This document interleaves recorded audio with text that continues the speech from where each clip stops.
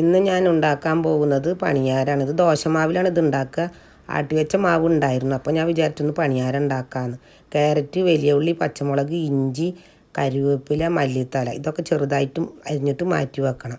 ഒരു പാൻ അടുപ്പത്ത് വെച്ച് അതിലേക്ക് വെളിച്ചെണ്ണ ഒഴിച്ച് കടുക് ഇട്ടതിന് ശേഷം കടുക് പൊട്ടി വരുമ്പോൾ ഉഴുന്നും പരിപ്പ്, സാദാ പരിപ്പ് ഇതൊക്കെ അതിലിട്ട് നല്ല മൂത്ത് മണം വരും. അപ്പോൾ ഇഞ്ചി, പച്ചമുളക് ഒക്കെ ഇട്ട് വഴഞ്ഞതിന് ശേഷം അതിലേക്ക് അരിഞ്ഞു വെച്ച ക്യാരറ്റ്, വലിയ ഉള്ളി, ഒന്നുള്ള ഉപ്പ്, പിന്നെ മല്ലിത്തലയും കൂടി ഇട്ട് നല്ല വഴഞ്ഞ് വരുമ്പോൾ അത് മാവിലേക്ക് ഒഴിച്ചു കൊടുക്കണം. നല്ലപോലെ ഇളക്കിയതിന് ശേഷം മാറ്റി വെക്കണം.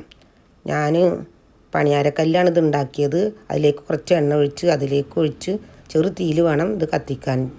2-3 മിനിറ്റ് അടച്ച് വെച്ചതിന് ശേഷം മറിച്ചിട്ട് നമ്മളൊരു സ്റ്റിക്ക് എടുത്ത് നോക്കിയിട്ടുണ്ടെങ്കിൽ വെന്തിട്ടുണ്ടെങ്കിൽ അത് മാറ്റി വെക്കുക. ഞാനും ചമ്മന്തിയിൽ കൂട്ടിയിട്ടാണ് ഇത് കഴിച്ചത്. നാളികേരം, പച്ചമുളക്, കരിവേപ്പിലൊക്കെ ഇട്ടുന്നൊരു ചമ്മന്തി അരച്ചു. നല്ല ടേസ്റ്റ് ഉണ്ടായിരുന്നു ചമ്മന്തി കൂട്ടി പണിയാരം കഴിക്കാൻ. എല്ലാവരും ഇത് ഉണ്ടാക്കി വെക്കുക. കുട്ടികൾക്കും നല്ല ഇഷ്ടപ്പെടും. എരിവിടാതെ ഉണ്ടാക്കി കൊടുത്താൽ നല്ലതാണ് കുട്ടികൾക്കൊക്കെ.